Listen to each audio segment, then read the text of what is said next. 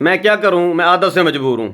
بیٹھے بیٹھے میرے اندر وہ موٹیویشنل سپیکر آ جاتا ہے، انسٹال ہو جاتا ہے، مجبور ہو جاتا ہوں بات کرنے کے لیے.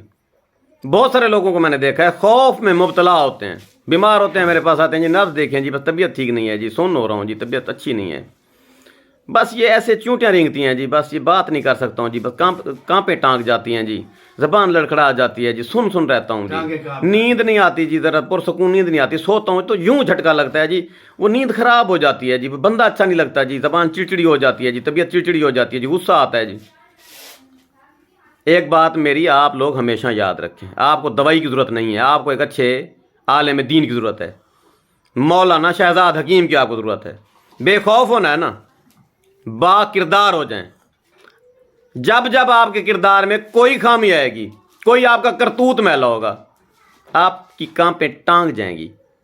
ٹھیک ہے، آپ لڑکھڑا جائیں گے، آپ بے خوف نہیں ہوں گے.